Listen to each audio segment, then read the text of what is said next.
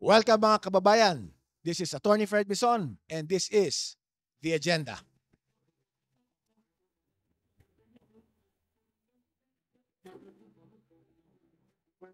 Ano ba talaga ang naging issue rito? Implement contractualization here is really absurd and ridiculous.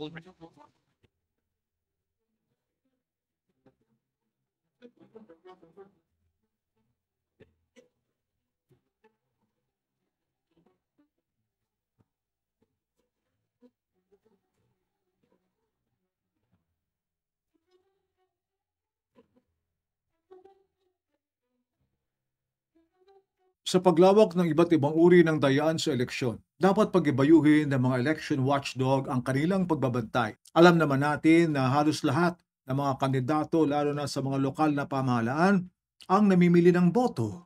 At wala naman sa kanila ang naaaresto at nakukulong, maliban sa mga kakunti ng mga lider nila. Karaniwan na rin ang pamimigay ng pera at ibang tulong sa panahon ng kampanya at pagbuhos ng malaking pera 2 o 1 linggo bago ang halalan. Hindi naman pursigido ang COMELEC at PNP na sugpuin ang paglipana ng ganitong pagbabaliwala sa batas laban sa vote buying o vote selling at ibang pamamaraan ng electioneering at harassment. Umaabot na sa mahigit sa 500,000 volunteers ang sumailalim sa election watchdog katulad ng PPCRB, Lente at NAFREL. At dapat sana'y mas malalim at malawak ang pagbabantay lalo na sa mga politiko at mga supporter nila.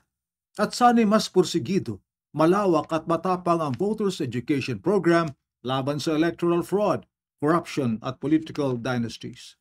Magiging tunay na epektibo ang pagbabantay kung tutukuyin ang ugat at ang mga umuusad na hakbang sa pambibili ng mga boto bago pa man ang kampanya.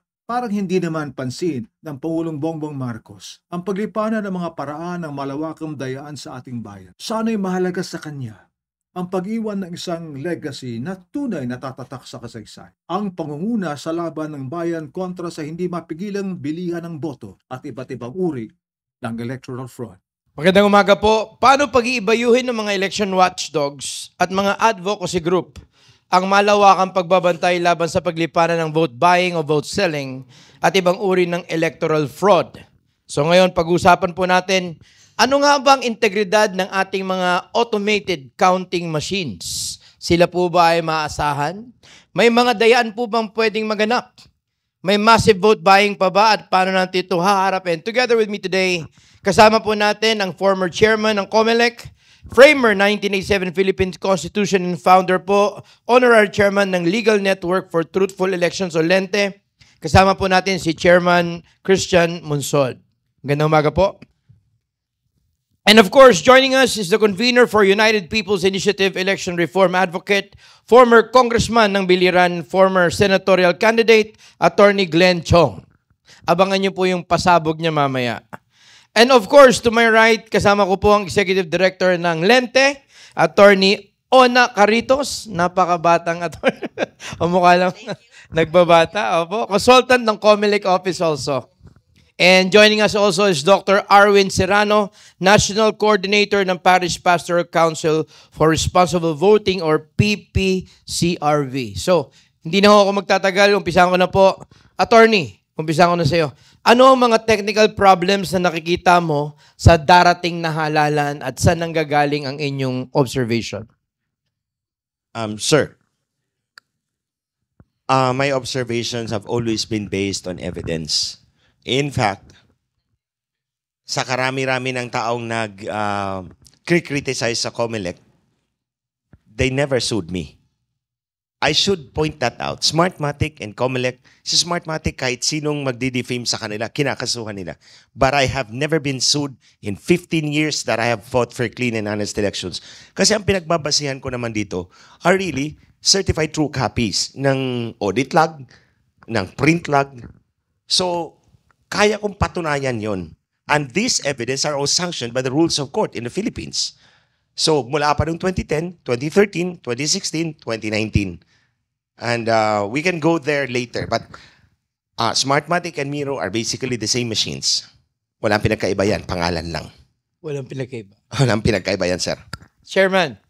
in your decades of experience in all the elections, seeing all the past histories of our election, ano pong nakikita niyong pwede maging posibilidad na problema natin ngayon sa darating na eleksyon?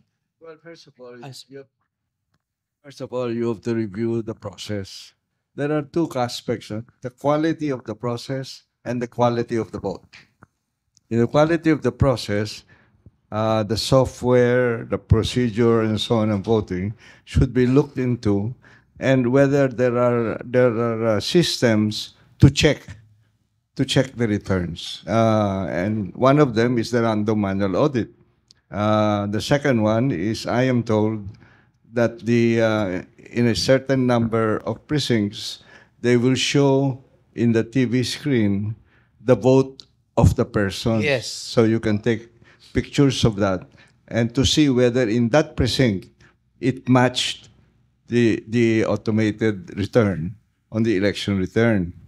Now, in the case of random manual audit, well, I understand that this is going to take place only in 80 precincts. Is that correct? How many? 710. Okay. So they'll do this not in 80 precincts only, but in 700 precincts. Like the random manual audit, which was what, 745? 730. 3 per congressional district. In the last elections. Now, Lente is involved in the random manual audit, and they certified that 99.6% of the count was correct. So we'll see what the process is now. Now, on the quality of the vote, that's more difficult because the quality of the vote is influenced by the use of money, mostly government money even, and also the use of force. I understand some time ago when we were looking at this that there are about 2 million unlicensed firearms in this country. Yes. And of course, you have the warlords in certain places where it's totally controlled, the process totally controlled. So the quality of the vote is influenced by money, it's influenced by warlordism, it's now influenced by political dynasties. So those two aspects, we have to look into: quality of the process, quality of the vote. Thank you, Commissioner. Dr. Arwin, ano pong nakikita niyong pwedeng maging challenge or complication o posibleng maging technical problem sa darating nating eleksyon? As compared doon sa previous nating mga elections, baka mas konti kung magkaroon man ng aberya yung ating mga makina kasi mga bago ito eh. At saka unang gamit ito sa darating na Lunes as compared doon sa mga previous natin na kung ginamit na ito ng pangalawa o pangatlong beses, may mga possibility nga na magkakaroon ng aberya doon sa mga ilang presinto. Kung patungkol naman doon sa mga mabilisan na pagresponde, mas maganda-ganda yung ating sitwasyon ngayon as compared doon sa dati dahil sa 110,000 yung ating mga ACMs as compared to more than 94,000 na clustered precincts nationwide. So sa dami ng matitirang bilang nun, nilagyan na ng mga spare or contingent na makina ang mga iba't ibang lugar at mas mabilis yung responde just in case na magkaroon man ng mga aberya yung mga makina natin. And then, meron tayo originally na 110 technical hubs. Nadagdagan pa siya ngayon. Nakatanggap ako kay Chairman Garcia ng additional list ng mga technical hubs. Nagulat nga ako kasi kahit kami doon sa Makati ay meron na kaming sariling technical hub. At magkaganon man, mas mabilis na rin yung responde ngayon. Bukod dyan, yung ating tinatawag na technical support staff na nandoon sa opisina ng DESO or ng principal ay mas marami na ngayon yung ratio as compared doon sa nakaraang eleksyon. So kaya doon din sa aspeto na yon, mas mabilis na rin yung mga pagresponde kung magkaroon man ng mga maliliit na mga technical issue sa loob ng mga presinto. Kung kailangan na talagang palitan yung mga makina, mas eksperyensyado na rin yung mga nakatalagang mga kawani doon sa ating National Technical Support Center or NTSC. So nakikita ko na mukhang mas magiging maayos yung ating kumpara doon sa mga nakaraang mga halalan. Thank you, Dr. Arwin. Attorney Ona, I just have one quick question. Hearing all these things, are you satisfied with the explanation and assurance of COMELEC Chair Garcia? Are you satisfied with that, or do you foresee any safeguard failures in terms of the COMELEC systems there? Well, so far, satisfied naman tayo kasi thank you, Pastor Randy, for that question.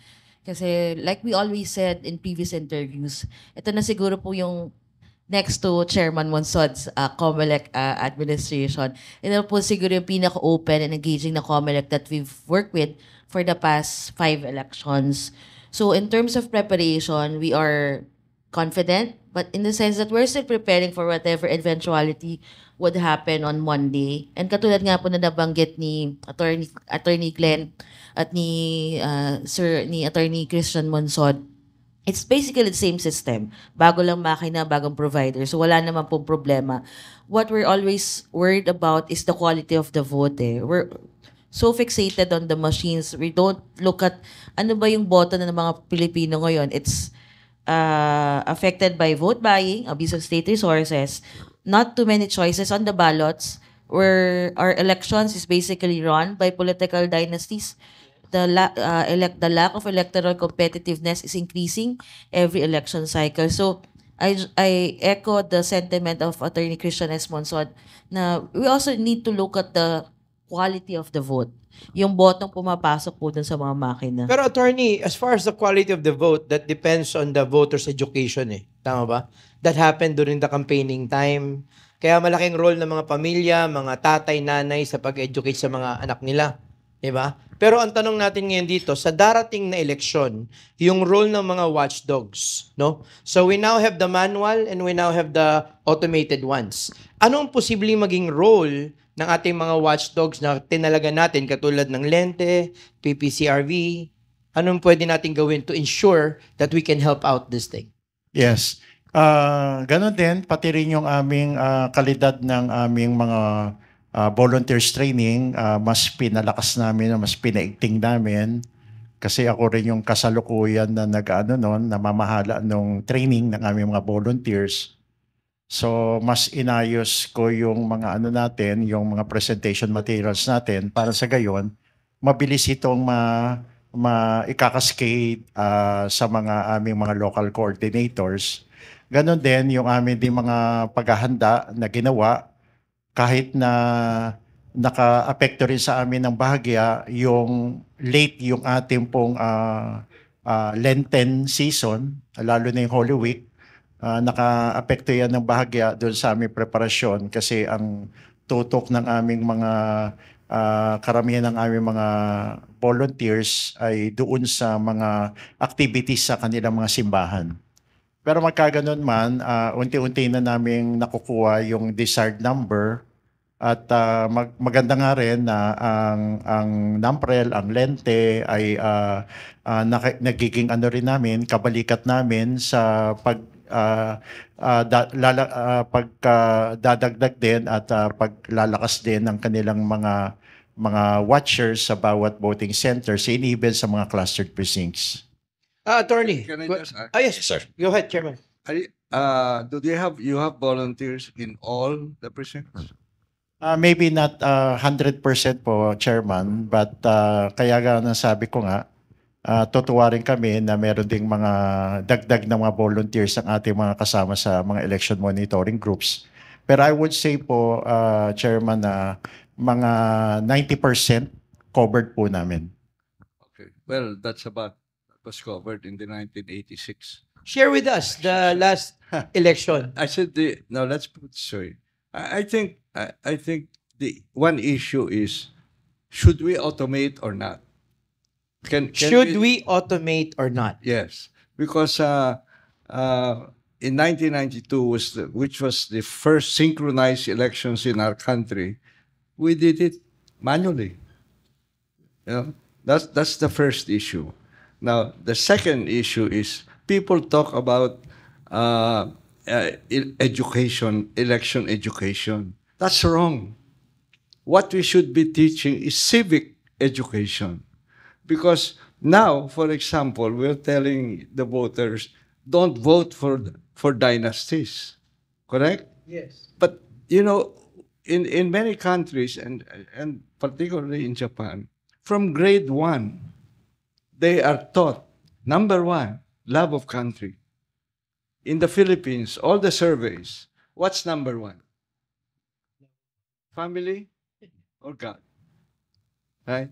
Now, love of country includes love of the poor.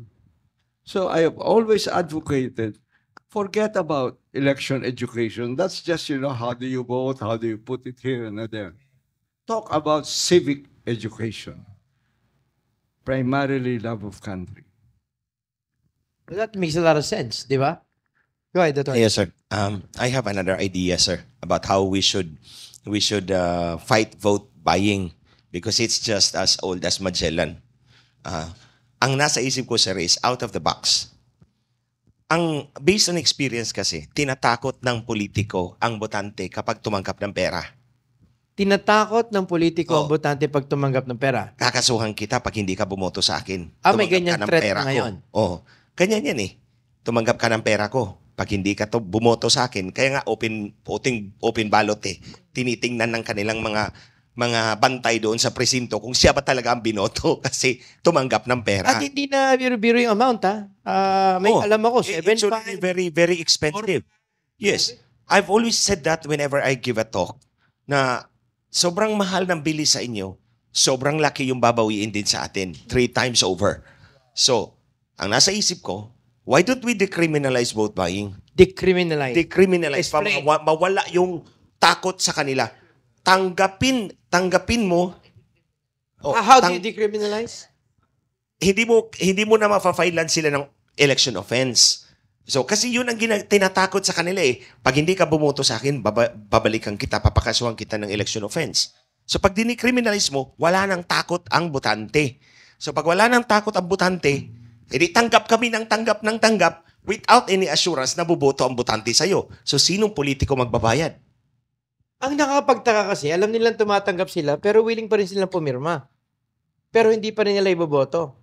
Merong ganon. But in rural areas, mas matindi yung hold ng politiko doon. So, ang sinasabi ni Chairman, if I'm not mistaken, di ba? The quality of our votes depends on the way we educate them on the Yes, civic that's correct. level. Oh, that's correct. But So, how do we solve it now? How do you solve it now? Because vote buying is a function of the economy. Yung buhay nila mahirap. Ang nasa isip nila, eto mga politiko na to, magnanakaw naman to eh. Eh di at well, tanggapin natin. They're more practical eh. Pag may na-witness po ba kayong vote buying, hinuhuli niyo na po ba kagad? Well, sa COMELEC resolutions sa Committee on Contrabigay, may mga warrantless arrest. May provision on warrantless arrest kapag may nakitang nagko-commit ng vote buying, vote selling. So may ganun namang provision. Pero dagdagan ko lang, vote buying is a bigger problem. It's a symptom of a bigger problem. It's a problem which goes beyond elections.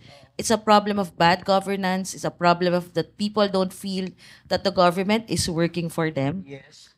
Pero ano lang din, I would contradict yung proposal ni Attorney Glenn kasi I'm just placing that on the table. ano yan, out of the box idea because vote buying has been a big problem in Philippine elections.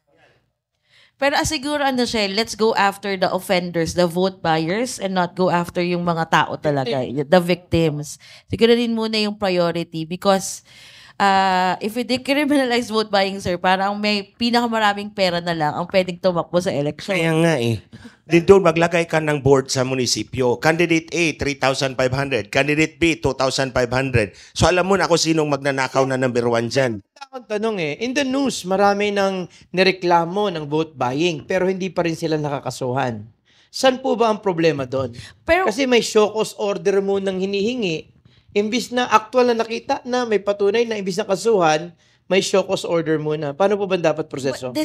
that is a good development on the part of the COMELEC. Kasi ito yung unang election, Pastor Randy, na nakita natin si COMELEC na napaka-proactive, issuing more than 200 show cause orders for vote buying, abuse of state resources. So it's a good first step in the fight against vote buying, abuse of state resources. Kasi for the longest time, ang pagtingin ng mga tao, immune eh. Tapos there's lack of accountability when you commit vote buying, abuse of state resources. So now, candidates and their supporters, they're more, baka mahuli ako or mag-trending ako kasi the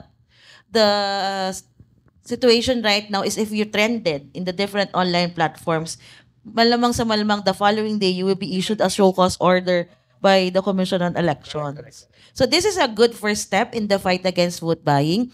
But what we always said to COMELEC is, yung show cause order should be followed up with actual cases. Because at the end of the day, if nakita lang ng mga tao at mga kandidato na puro show cause order lang yan, they will be more emboldened by the next election. Conviction, Oo, they will be more emboldened by the next, ganyan lang naman yan show cause lang pero wala mangyayari. So, that's our challenge to COMELEC, and we will support them in the cases that they will file against these election violators. Chairman, you wanna add something? Kung may madadagdag. Talk about more. What's the long term? How do we change these mentalities that we are talking about? Diba? So that's first of all, of course, as I said, civic education is more important than the election education. Number 2, I'm legal counsel for 5 farmer groups in this country. I asked them, bakit kayo bumuboto dun sa mga nasa theater, sa movies, at saka yung mga dynasties? Sabi nila kasi mga bagong pangalan yan. Yung mga pangalan na alam namin na, at saka yung partido, since EDSA, hindi na masyado importante sa amin because they failed to fulfill the promise of EDSA.